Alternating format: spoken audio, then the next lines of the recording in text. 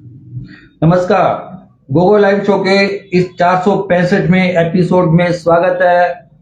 स्वाति जान के साथ मैं गोविंद गोयल। आज हम लोग बात करेंगे परीक्षा की तैयारी कैसे करें। बोर्ड एग्जाम सीबीएसई के आरंभ हो चुके हैं, बच्चे परीक्षाओं में व्यस्त है और साथ में व्यस्त है उनके पेरेंट्स, और इससे भी बढ़कर टीचर्स भी जो हैं बड़े व्यस्त हैं आजकल बच्चों की तैयारियों के लिए। इसी पे चर्चा करने के लिए हमारे साथ है मैडम गुरप्रीत कौर जी खुराना। हम लोग उनसे चर्चा करेंगे। मैडम स्वागत है आपका हमारे शो में। शुक्रिया सर। मैम ये माइक है, सामने कैमरा है, आप लंबे समय से जो है टीजीटी इंग्लिश है ना? जी सर। लगभग 18 साल का एक्सपीरियंस है। हम लोग बात करेंगे। अच्छा मैम, बच्चों की तैयारियां तो चलो होती हैं, चलो करते हैं सब लोग, आप लोगों को कितनी टेंशन रहती है एग्जाम में? कहते हैं ना कि पेरेंट्स और टीचर्स का दर्जा ऑलमोस्ट बराबर ही होता है, तो मेरे ख्याल में पेरेंट्स को तो अपने अकेले एक बच्चे की चिंता है, यहाँ पे हमें सारे बच्चों की चिंता हो जाती है ना? आपको बिल्कुल बिल्कुल सर, आपको भी काफी वो करना पड़ता है सारा। बिल्कुल सर, एक एक बच्चे की चिंता होती है कि पता नहीं ये बच्चा क्या करके आएगा, उसकी ज्यादा चिंता रहती है। बिल्कुल सर। विजय शर्मा हमसे जुड़े हैं, शुक्रिया हमसे जुड़ने के लिए विजय शर्मा जी। चलिए शुरू करते हैं कि टीचर्स को भी तनाव है, तो आपका भी एग्जाम होने वाला है ना? एक 10th का हो चुका है सर सीबीएसई का, 12th का भी आने वाला है 11 को। तो आपको कितना तनाव है? अभी बस जो आर्ट्स वाले बच्चे हैं वो तो ऑलमोस्ट आज ज्योग्राफी का पेपर था। अच्छा। और बीच में कोई पेपर नहीं है तो वो तो इंग्लिश में लग गए हैं। अभी। हाँ जी, लग गए हैं। चलिए शुरू करते हैं। आने शुरू हो गए हैं अब। चलिए शुरू करते हैं आपकी परीक्षा की तैयारी के सिलसिले में। मैम होता क्या है कि बहुत सारे एवरेज बच्चे भी होते हैं, बहुत सारे टैलेंटेड बच्चे भी होते हैं, हर प्रकार के बच्चे हैं। आप समझ लीजिए कि जो आपके सामने बात कर रहा है वो बहुत ही इलिटरेट सा और निरक्षर सा बुद्धू आदमी है, उसी हिसाब से बात करेंगे। मैं एक एवरेज स्टूडेंट हूँ, 5-6 साल के पिछले सालों के क्वेश्चन पेपर पढ़ लूं तो पास हो जाऊंगा क्या? सर इंग्लिश के लिए क्वेश्चन पेपर सीधा नहीं जा सकते। की बात नहीं कर रहा, किसी भी सब्जेक्ट के लिए सर सीधा क्वेश्चन पेपर पे आप नहीं जा सकते अनटिल अनलेस आपको प्रीवियस नॉलेज नहीं है। क्वेश्चन पेपर रटने से पास तो ऑफ कोर्स हो जाएगा, लेकिन नॉलेज नहीं आएगी बच्चे को। अच्छा, मैं 5-6 साल के पेपर प्रश्न करूं तो नहीं होगा काम, है ना? देखो वो समझ नहीं आएगा उसको कुछ भी। जब उसको वो चैप्टर तो समझना ही पड़ेगा सर, बिना चैप्टर पढ़े क्वेश्चन रटने का, और बाद में पेपर के दौरान शायद समझ में भी नहीं आए मतलब क्वेश्चन, क्योंकि आजकल सीबीएसई या कोई भी बोर्ड है थोड़ा मोल्ड करके क्वेश्चन दे देगा। अच्छा। तो बच्चे को समझ नहीं आएगा। मेरे कहने का मतलब है कि अगर मैं 5-6 साल पुराने पेपर सोल्व करके पढ़ूं तो मेरा काम नहीं चलेगा। मुझे लगता है कि पहले सिलेबस पढ़ना चाहिए, पहले कोर्स ही पढ़ना चाहिए, और क्वेश्चन पेपर तो सेकेंडरी हो जाएगा ना, उसके बाद पढ़ना चाहिए। अच्छा, पढ़ना चाहिए लेकिन उससे पहले पढ़ना चाहिए, ऑफ कोर्स पढ़ना चाहिए, लेकिन उससे पहले कोर्स पढ़ना पड़ेगा। मैडम जी, परीक्षा रूम हॉल में क्या सावधानी तैयारी मुझे करनी चाहिए? एग्जाम में देने गया तो उस रूम में बैठा हूं तो मुझे क्या? देखो, जो इंस्ट्रक्शंस है पहले तो आपके एडमिट कार्ड के ऊपर, उसको अच्छे से पढ़ के जाना है। ठीक है, ठीक है। और जो उन्होंने बोला है, जैसे आजकल ट्रांसपेरेंट बोर्ड है या ट्रांसपेरेंट वाटर बॉटल है, वो सब कुछ तो कैरी करना ही करना है, लेकिन उसके अलावा एक बहुत इंपॉर्टेंट चीज कैरी करनी है, वो है कॉन्फिडेंस लेके जाना। डेफिनेटली कॉन्फिडेंस तो बहुत ही ज्यादा जरूरी है, क्योंकि बच्चा अगर नर्वस है, क्योंकि एक रूजवेल्ट की एक बड़ी अच्छी लाइन है sir, all we need to fear is fear itself. तो सिर्फ एक चीज से डरना है, वो है डर से, उससे डरना पड़ेगा बस। चलिए, कॉन्फिडेंस आप रूम में जरूर रखें। राजेंद्र कुमार गोयल हमें देखने शुक्रिया, पवन जैन चौधरी पदमपुर से हमें देखने शुक्रिया, और राजेंद्र कुमार गोयल करें नमस्कार। नमस्कार राजेंद्र जी, हमसे जुड़ने के लिए। हम लोग बात कर रहे हैं परीक्षा की तैयारी बच्चे कैसे करें। हमारे साथ हैं गुरप्रीत कौर मैडम, जो 18 साल से पढ़ा रहे हैं। प्रश्न पत्र हल करते समय किन बातों पर विशेष ध्यान देना चाहिए? क्वेश्चन पेपर मेरे पास आ गया तो मुझे किन बातों पे खास ध्यान रखना चाहिए? सर आजकल क्या है कि 15 मिनट रीडिंग टाइम दिया जाता है बच्चे को, तो मैं मानती हूँ उस 15 मिनट को बहुत अच्छे से यूटिलाइज करना है। क्वेश्चन को रीड करना है, क्योंकि क्वेश्चन मोल्ड होके आते हैं। होता तो वही है, क्वेश्चन बच्चे ने पढ़ा भी होता है लेकिन समझ नहीं पाता बच्चा। और एमसीक्यूज वो तो है ही नहीं, नेगेटिव मार्किंग, तो अटेम्प्ट जरूर करें, पेपर पूरा अटेम्प्ट करना जरूरी है। मतलब 15 मिनट जो मिलेंगे उसमें मुझे पहले तो उसको अच्छे से रीड करें। हाँ जी, बिल्कुल बिल्कुल, उनको प्रॉपर यूज करो उस टाइम में। तब वो 15 मिनट जो है उसका प्रॉपर यूज करो। बिल्कुल पढ़ने में लगाऊं या इधर उधर देखना भी काम करें? तो वो तो वही कह रही हूँ ना सर, यूज करें इसको, रीयूजफुल वही होगा जब when the child will read, तो बच्चा पढ़ेगा। हाँ जी। नरेंद्र कुमार गोयल कह रहे हैं बच्चे भारी भरकम फीस के बाद भी ट्यूशन लग रहे हैं, क्या कारण है? स्कूल में पढ़ाई नहीं करवाते या बच्चे पढ़ते नहीं है? राजेंद्र जी, ये अलग प्रकार का प्रश्न है, हम लोग एग्जाम की बात करें, एग्जाम की बात करेंगे इस पर, कभी ट्यूशन पे हम लोग शो करेंगे, उस पर चर्चा करेंगे। इस पर तैयारी करें और प्रश्न पत्र को अच्छी तरह से पढ़ें, स्टडी करें उसको, तो प्रश्न को समझूं, उसमें बिल्कुल समझना पड़ेगा सर। अगर आप स्ट्रेट वे जंप कर जाते हो, आंसर लिखना शुरू कर जाते हो सकता है एमसीक्यूज में जस्ट ये सिबलिंग्स ही होते हैं, उनको समझना बहुत जरूरी है, उनको समझना पड़ेगा। और देखो 4 ऑप्शंस में से 2 ऑप्शंस तो ऐसे ही होते हैं, अगर वो एलिमिनेट कर देंगे ऑप्शंस को तो ऑटोमेटिकली प्रोबेबिलिटी बढ़ जाएगी आंसर की। बिल्कुल। लिखने की प्रैक्टिस नहीं रही मैडम आजकल, मेरे पास स्मार्टफोन भी और लैपटॉप भी है, तो मैं अपने प्रश्नों को हल कैसे कर पाऊंगा? वहां पे क्या मैनेज करूंगा? सर मैं यही, यहाँ ही बच्चे लैक कर रहे हैं। बच्चा मेरे को आके कहता है कि मैम मैंने 1 घंटे का शॉर्ट देख लिया, मेरी तैयारी होगी।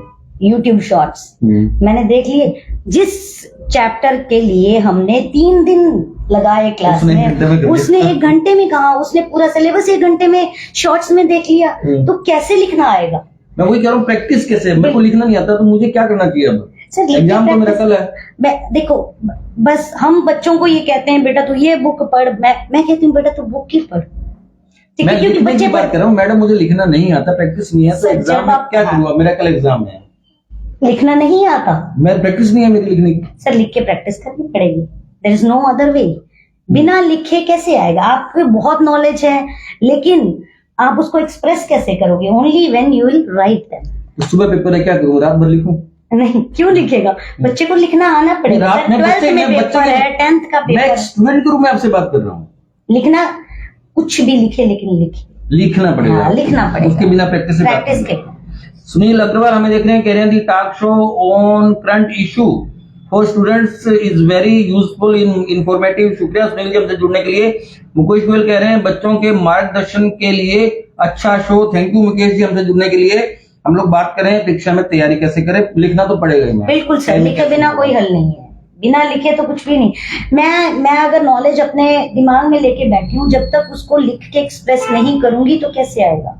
बात नहीं बनेगी, नहीं बनेगी, लिखना तो पड़ेगा। और मुझे लगता है कि नॉट ओनली 1 दिन पहले, पूरा साल बच्चे को लिख के प्रैक्टिस करने की जरूरत है। असल बात तो ये है कि हमें लिखने की बात करनी चाहिए, असल बात ये होना चाहिए। और अभी रीडिंग करने की आदत डालेंगे, क्योंकि जो हम रीड करते हैं उस पे आ जाएंगे हम, लिखने की बात करेंगे भी। आपको अगर कल एग्जाम है तो आप रात में प्रैक्टिस तो करें लिखने की, तभी बात बनेगी। बिल्कुल, इसके बिना तो हल है ही नहीं सर। आपके पास कोई अल्टरनेट नहीं है, क्योंकि एग्जाम में आपको ही लिखना है और आपको ही लिखने से बात बनेगी। इसलिए अगर आपकी प्रैक्टिस लिखने की कम है तो आप प्लीज उस पर टाइम निकाल के जो भी आपने याद किया ना उसको लिख के प्रैक्टिस करिए, वरना सब कुछ आते हुए भी आप थोड़ा सा ब्लैक हो जाएंगे। बिल्कुल सर। मैडम अब इम्पोर्टेंट चैप्टर से ही काम चल जाएगा मेरा, या पूरी बुक पढ़नी पड़ेगी? मैं पहले बता चुका हूँ, आई एम एवरेज स्टूडेंट, अब मुझे इम्पोर्टेंट प्रश्न ही करने पड़ेंगे। सॉरी टू से, लेकिन उसके ऊपर मुझे एक क्वेश्चन पूछना, आप कितने मार्क्स चाहते हैं? नहीं, मैं तो बोलते एवरेज स्टूडेंट हूँ, मैं तो पास होना है मुझे। पास होना है तो फिर इम्पोर्टेंट चैप्टर कर लो बस। कितने चैप्टर करने काम चल जाएगा? मैंने ना अभी 10th के बच्चों को फुटप्रिंट्स विदाउट फीट के 4 चैप्टर बोले थे। 4 चैप्टर बोले? सिर्फ 4 चैप्टर, जिसमें से एक होली बोला था, एक नेकलेस। जिसने केवल पास होना है वो 4 चैप्टर बताती हूँ। 4 चैप्टर बोले थे, बोली 4 चैप्टर बोले थे ना, कोई बात नहीं है। हाँ, फिर भी चैप्टर का नाम बोलो। नहीं कोई बात नहीं है, आगे चलते रहिए। केवल 10वीं क्लास के बच्चे नहीं है ना, बहुत सारे बच्चे हैं। 12th के लिए भी मैं अगर मैं कहूँ तो इंडिगो पढ़े, रैट ट्रैप पढ़े। मैम केवल आप इंग्लिश की बात मत करिए। सर मुझे जो नॉलेज है वही बताऊंगी। मैं ये कह रहा हूँ कि हम कह रहे हैं मान लो मेरे को पास होना तो आप 4 चैप्टर पढ़ लीजिए। वो तो हाँ, अलग अलग सब्जेक्ट के टीचर अलग बताएंगे। हाँ बिल्कुल बताएंगे। जैसे एसएसटी के टीचर बोलेंगे नेशनलिज्म, अलग कुछ बता देंगे आपको। हाँ जी हाँ जी हाँ जी। जो एवरेज स्टूडेंट है मेरे जैसे 4-5 चैप्टर पढ़ लें तो उनका पास होने का काम हो जाए। अच्छे से करें, हाँ अच्छे से करें। जो थोड़ा है तो अच्छे से करें, और ज्यादा है जो अगर नंबरों का लेना है काम तो फिर आपको पूरा ही करना पड़ेगा। देखिए आपको जो वो कहानी यही है कि जितना कुछ डालेंगे उतना ही मीठा आएगा। अगर आपको ज्यादा नंबर चाहिए तो आपको नेचुरली आपको ज्यादा पढ़ना पड़ेगा। मेरे जैसे आप छोटे से मार्क्स में पास होना चाहते हैं तो इम्पोर्टेंट क्वेश्चन से काम चल जाएगा आपको। क्यों मैम? क्वेश्चन से पहले चैप्टर हाँ चैप्टर चैप्टर पढ़े। मैं तो फिर हमेशा बार बार यही कहूंगी, क्वेश्चन अकेले काम नहीं आएंगे, चैप्टर पढ़ना पड़ेगा। चैप्टर पढ़ने पड़ेंगे। चैप्टर सब्जेक्ट वेरी करता है, मेरा सब्जेक्ट बिना चैप्टर पढ़े नहीं चलेगा। मुझे लगता है कोई भी नहीं चलेगा। हाँ जी, कोई भी जो है चैप्टर बिना पढ़े नहीं चलेगा।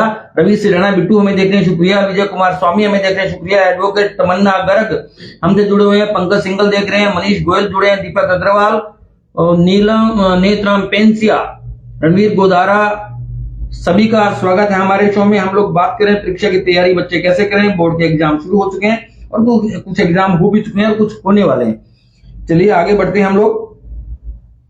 मैडम एग्जाम भी चल रहे हैं, तैयारी भी करनी है, गाइड से काम चलाऊं तो बात बन जाएगी क्या मेरी?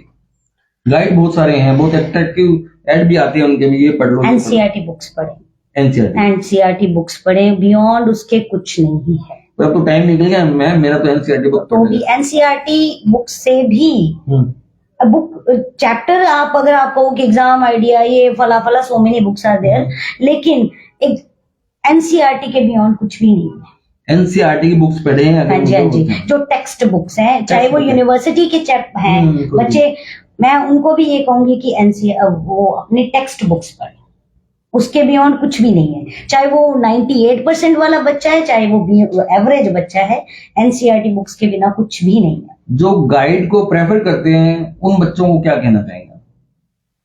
गाइड को प्रेफर करते हैं, वो शॉर्टकट, वो सिर्फ चाहते हैं कि हम क्वेश्चन पढ़ें और फिर वो वही एवरेज रह जाएंगे। तो मैं तो फिर भी प्रेफर करूंगी कि एनसीईआरटी पढ़े। क्योंकि वैसे भी मैम आजकल जो है ना, नंबरों से तो कोई एडमिशन होते नहीं है। वो कहते हैं चलो एक पास हो जाएंगे, इसमें बाकी तो कंपटीशन देने हैं। सर फिर भी आपने कंपटीशन के लिए बाद में पढ़ना, तो अभी क्यों नहीं? ठीक है, पढ़ना तो वही है। मैं अगर आज सीटेट दे रही हूँ या मैं कोई और कंपटीशन, मैं फिर भी 6th 7th 8th की एनसीईआरटी बुक पढ़ रही हूँ, अभी क्यों नहीं पढ़ूंगा? जब हाँ। बाद में करना वो पहले पढ़ना। हाँ, पहले क्यों ना पढ़ा जाए। Simarjeet singer, so nice, great job. आपकी पहचान की है? नहीं सर, मैं नहीं जानती। महेश अरोड़ा कह रहे हैं आप दोनों को प्रणाम, शुक्रिया महेश जी हमसे जुड़ने के लिए। रवि सुराना बिट्टू कह रहे हैं, गोल साहब your programme is my favourite all time, I am waiting for Monday to see your voice and knowledge.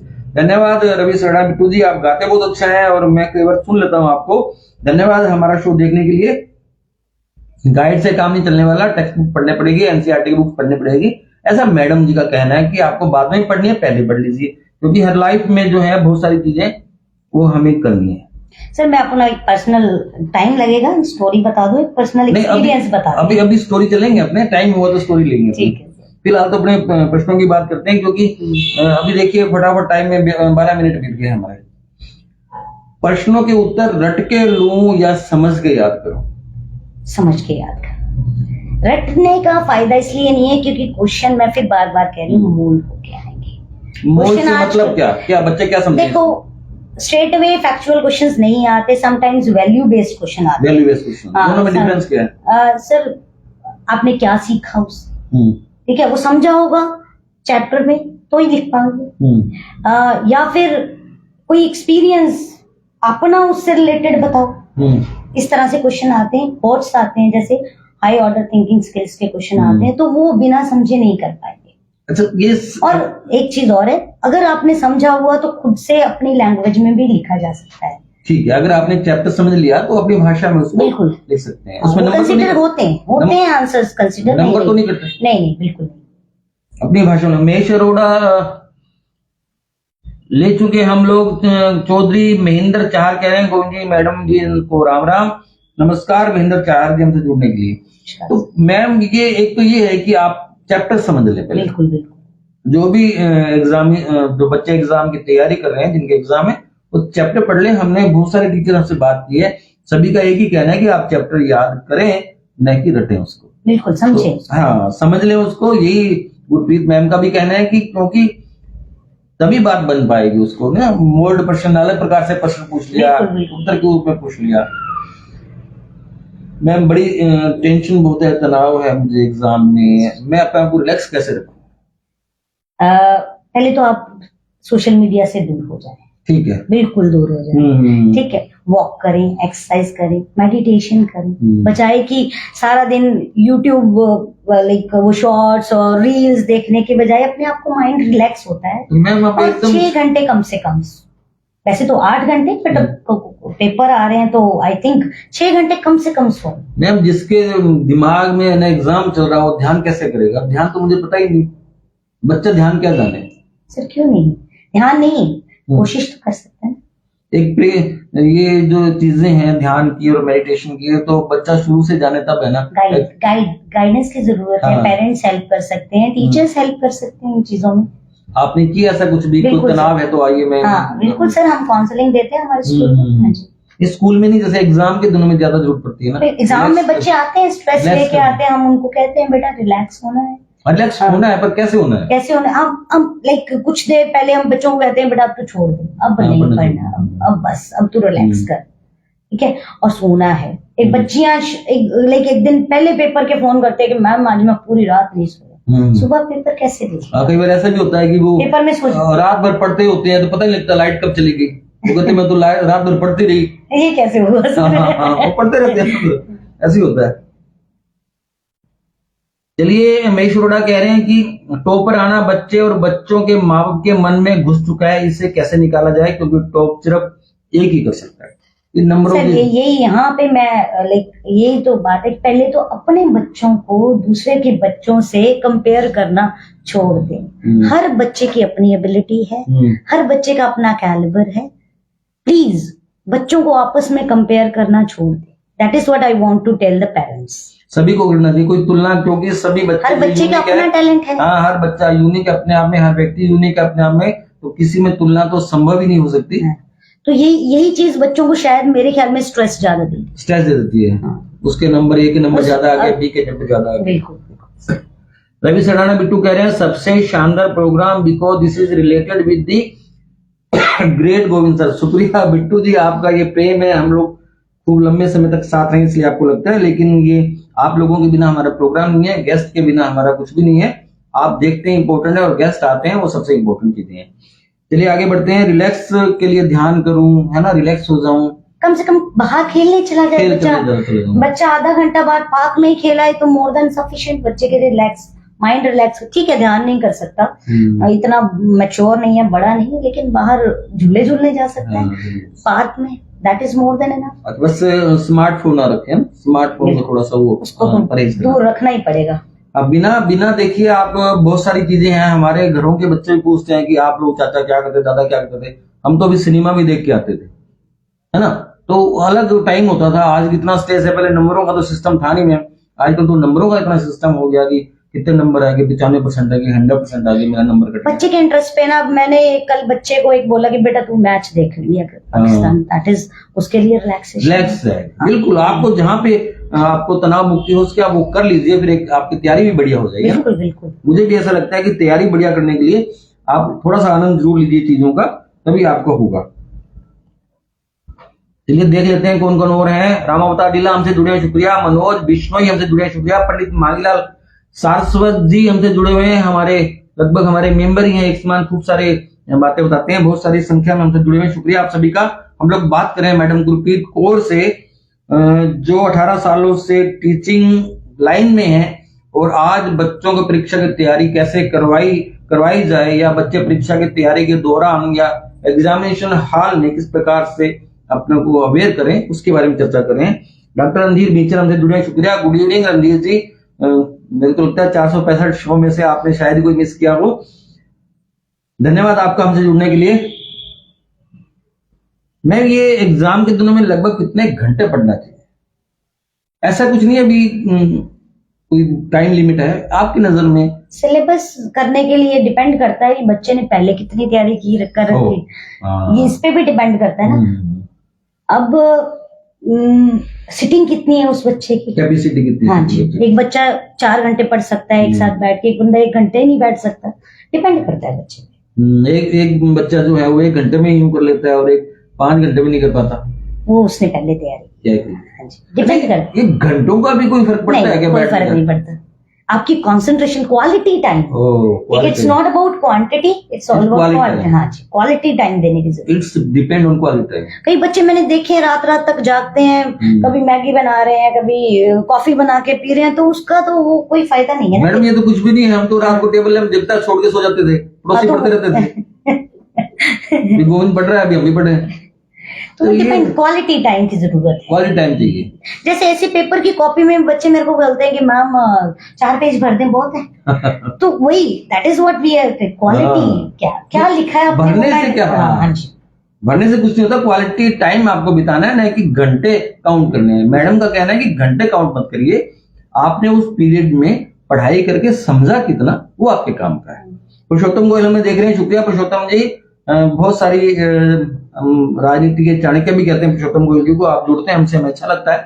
आपका आशीष और आशीर्वाद शुभकामनाएं मिलती हैं। हम लोग बात कर रहे हैं गुरप्रीत कौर मैडम से, जो 18 सालों से टीचिंग के प्रोफेशन में है और सेमिनार भी इस प्रकार के करते रही है अभी परीक्षा की तैयारी के सिलसिले में, है ना। पिछले दिनों किया भी आपने स्कूल में किया है ना, इस प्रकार यही सवाल जवाब थे, यही बच्चों की रुचि। अब अलग अलग टीचर्स ने एक्चुअली क्या हुआ था, सब्जेक्ट वाइज। अच्छा, सब्जेक्ट वाइज। हाँ जी, हाँ जी। आपका जैसे इंग्लिश है तो आप हमने इंग्लिश से रिलेटेड की इंस्ट्रक्शंस। हाँ, वैसे सवाल जवाब के माध्यम से हो तो बच्चे रिलैक्स रहते हैं। अच्छा मैडम, मैं जैसे परीक्षा की तैयारी कर रहा हूँ, तो मुझे उत्तर जो है मेरा तैयारी कर रहा हूँ, लिख कर दोहराऊं या बोल के? सर, जो बड़ी क्लासेस के बच्चे हैं वो, मेरे को नहीं लगता कि वो इतना सारा सिलेबस लिख के कर सकते हैं। सिलेबस बहुत वास्ट है, तो इसीलिए लिख के प्रैक्टिस भी हो जाएगी। कितना लिख लेंगे कि एक बच्चा 25 चैप्टर 26 चैप्टर लर्न कर रहा है, तो कितना लिख पाएगा?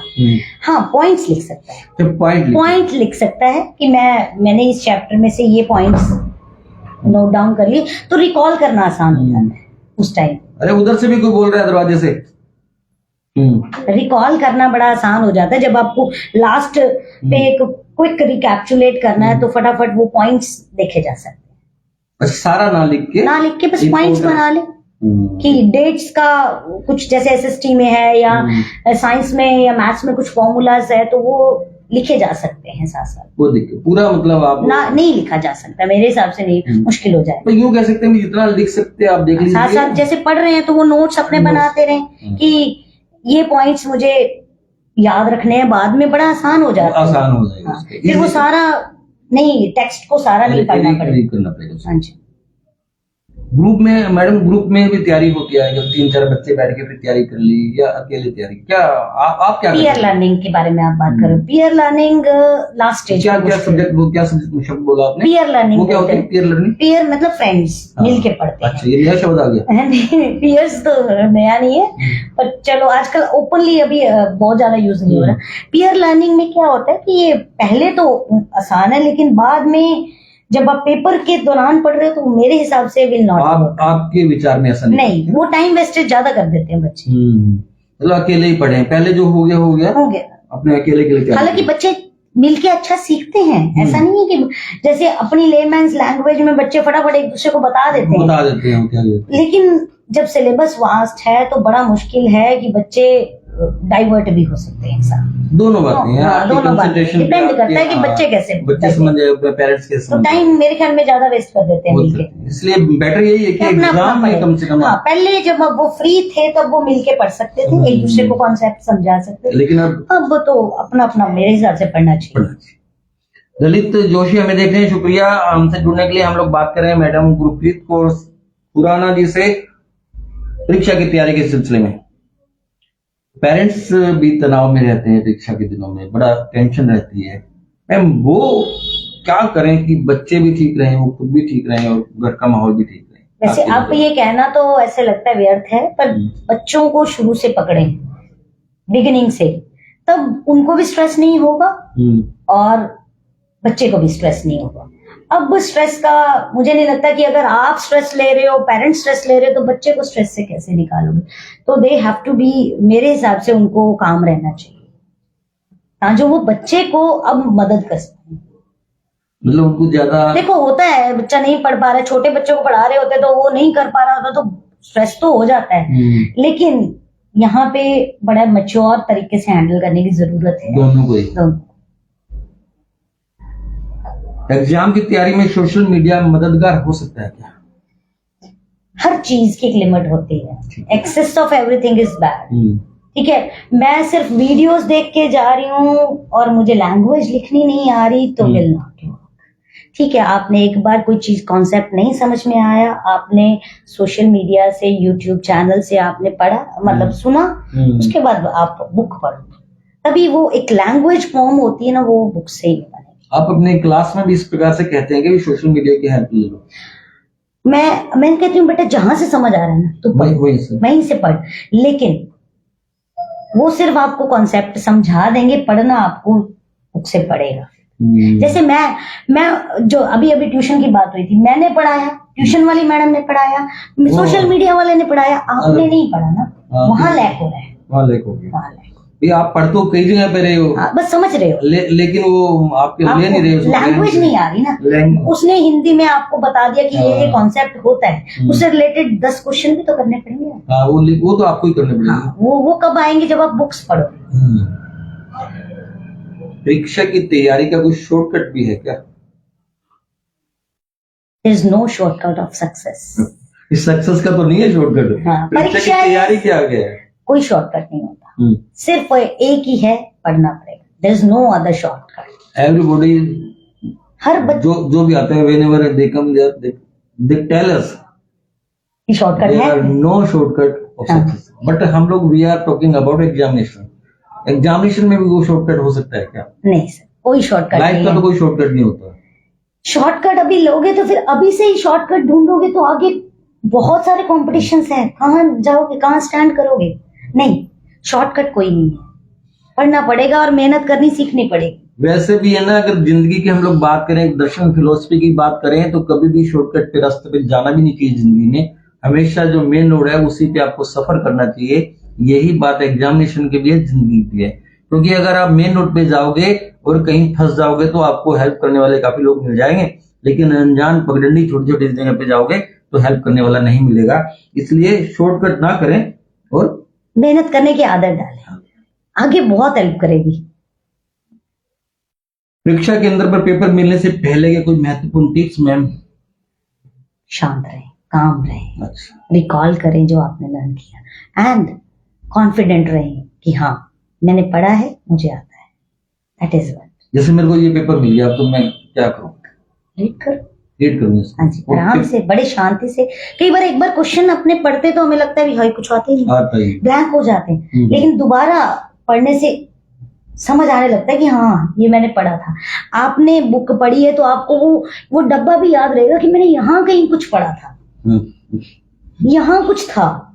तो सिर्फ और सिर्फ बुक्स पढ़ने से वो आता है, वीडियो देखने से नहीं आता। मतलब पेपर, प्रश्न पत्र मिलने से पहले, क्वेश्चन पेपर मिलने से पहले मैं शांत रखूं अपने आप को। और एक लाइफ का एक है, बी ग्रेटफुल, कि आपको जो मिला है उसके लिए लाइफ का एक ही फंडा है, लाइफ और ग्रेटफुलनेस का वही रिश्ता है जो फूड और सॉल्ट का है। हाँ भी हमें अपने थैंकफुल तो होना चाहिए, थैंकफुल टू गॉड कि आपको वो प्लेटफॉर्म तो मिल गया, को नहीं पाता आपको, तो आप थैंकफुल तो होंगे। गूगल लाइव शो के भी आपको platform. Sir, I am very thankful. अच्छा, आप परीक्षा की तैयारी कैसे करते थे मैडम? मुझे तो याद है, मैं सही बताती हूँ, पता है इतना स्ट्रेस तो कभी नहीं था। हमने, मुझे नहीं याद कि मैं कभी ऐसे स्ट्रेस लिया हो। हम खेलते थे, हम रात को 11 बजे तक, मेरे ख्याल में बाहर वो माहौल ही, गलियों में खेलते, वो माहौल ही नहीं है बच्चे, शायद इसीलिए स्ट्रेस ज्यादा है।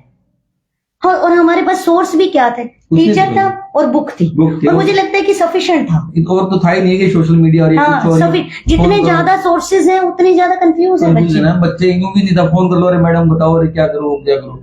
मुझे लगता है कि शायद इसीलिए कंफ्यूजन ज्यादा है, ज्यादा अल्टरनेट तो ज्यादा कंफ्यूजन। हमारे पास एक बुक थी और एक टीचर था बस, और बड़े पेरेंट्स भी मस्त रहते थे, ठीक है, उनको पता ही नहीं था कि, मेरे को लगता है मेरे पापा को पता ही नहीं होगा मैं कौन सी क्लास में। नेचुरली नहीं पता होता, बिल्कुल नहीं पता होता था, वो उतना ज्यादा था नहीं, है ना। बाजार में भी जाए तो कोई सामान लेने के लिए हमें 5 विकल्प मिल जाए तो चूज करना मुश्किल होता है। आजकल विकल्प ज्यादा हो गए ना, सोशल मीडिया हो गया, ये कंफ्यूज ज्यादा हो गया। तो आप तैयारी कैसे करते थे? बस टीचर जो पढ़ाता था उसकी रिवीजन करते, हाँ पढ़ते थे, बुक्स पढ़ते थे, लिख के देखते थे हम लोग। जैसे आपने अभी बात की है, मुझे लिख के देखने की आदत थी, यूज टू राइट, मैं खूब लिख के लर्न करा करते थे। तब भी बढ़िया अभी होता मेरे बेटी भी 8 तक वो लिखती रही है, उसके बाद तो अपने हाथ से ही निकल जाते हैं बच्चे, बिल्कुल खुद ही वो तो, लिखते हैं। पेपर अटेम्प्ट करने का कोई खास फार्मूला होता है क्या? हाँ जी बिल्कुल। बताइए। साइकोलॉजी पे देखो, एक तो ये होता है कि जो आपने सेक्शन उठाया, चाहे वो A section, B section, C section, जैसे हमारे होता है रीडिंग सेक्शन, ग्रामर है, लिटरेचर, पूरा करो उसको। ये नहीं, कई बच्चे तो मैंने देखा बोर्ड की चेकिंग करते हैं, this question on last page, क्यों लास्ट पेज, वहां क्यों नहीं? साइकोलॉजी पे टीचर को अनॉय नहीं करना है अपने, वो जैसे जो आपकी कॉपी जांचेगा उसको गुस्सा नहीं करना। नहीं, बिल्कुल नहीं कराना उसको। तो उसके लिए आपको पूरा लिटरेचर पोर्शन कर रहे हो या पूरा सेक्शन एक साथ अटेम्प्ट करो। ये नहीं मैं कह रही कि 1 2 3 4 क्वेश्चन। और कई बच्चे तो मैंने ऐसे देखे, जैसे इंग्लिश के 11 क्वेश्चन है तो वो 11 10 9 8 पीछे क्यों जा रहे हो भाई, एक से क्यों नहीं शुरू किया पूरा? और प्लीज मार्जिन प्रॉपर, साइड पे क्वेश्चन नंबर मार्जिन के इधर वाली साइड, और हो सके तो एक लाइन 32 36 पेजेस की कॉपी है, क्यों भरो, मतलब छोड़ो बीच में लाइन, क्यों इतना किचड़ पिचड़ मार के जाना है? जो लिखो स्पष्ट क्लीन, आपकी साइकोलॉजी उसको दिखनी चाहिए कि बच्चा क्लियर था।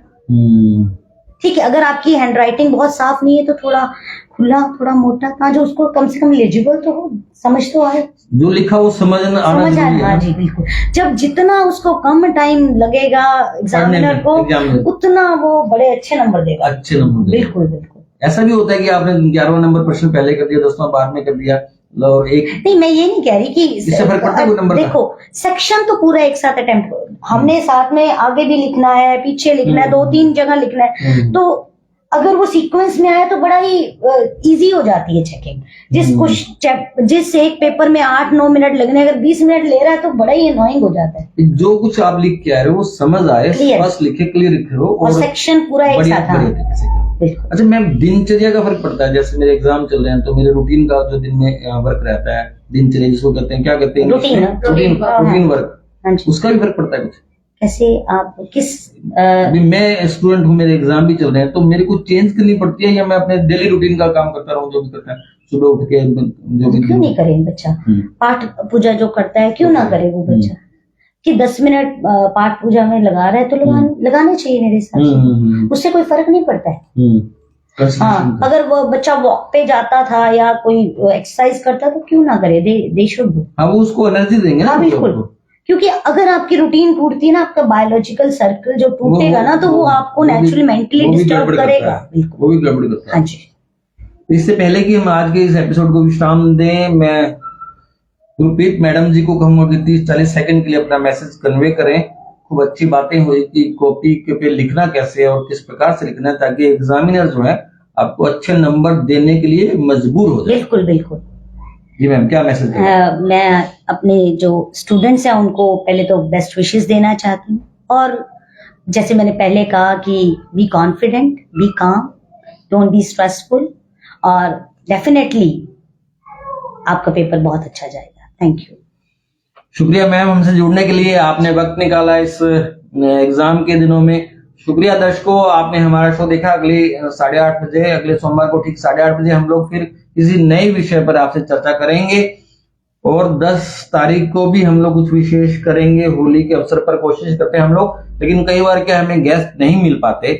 हम लोग शिवरात्रि पे करना चाहते थे, लेकिन नहीं मिले हमें प्रॉपर व्यक्ति कि हम लोग महाशिवरात्रि पर चर्चा कर सकें। आज के लिए बस इतना ही। आपका शुक्रिया मैम, आपने समय निकाला, बच्चों गाइड किया, और दर्शकों का अभिनंदन। आप स्वस्थ रहें, प्रसन्न रहें। थैंक यू स्वाति, आपने कैमरा हैंडल किया, वक्त निकाला। सभी का शुक्रिया। अगले सोमवार को ठीक 8:30 बजे फिर मुलाकात करेंगे। तब तक के लिए आप हमें अनुमति दें। आप शो देखते रहें, स्वस्थ रहें, प्रसन्न रहें। हमें आपकी फिक्र है।